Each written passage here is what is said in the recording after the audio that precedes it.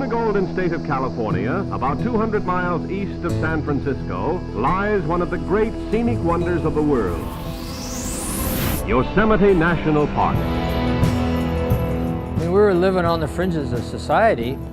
A hardcore, a really devoted climbers trying to raise the standards, push themselves. We had a purpose. Only through climbing can you find yourself. Bullshit like that.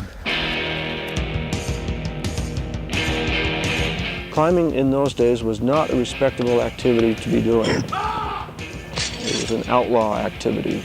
The idea of devoting your life to climbing didn't exist anywhere else. We were going to climb forever, and that was the extent of it. No one has ventured onto walls like this. So huge, you'd be on it the rest of your life. Why in God's green earth do you guys climb mountains? Because we're insane.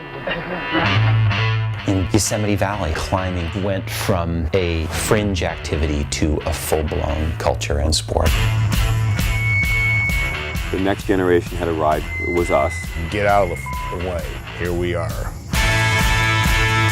Sex, drugs, rock and roll, climbing. Fingers of steel, zero body fat, lots of testosterone. If you fall, you hit the ground and you die. All these years later, that fire is still burning in the heart of the valley.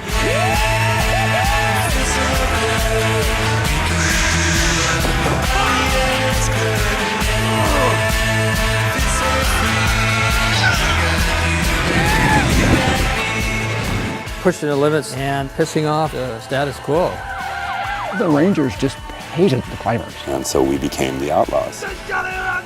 No way will they stop the dirt bags. No, thank you. They're doing what they got to do to keep climbing, keep storming the castle. It's a fine line between boldness and stupidity.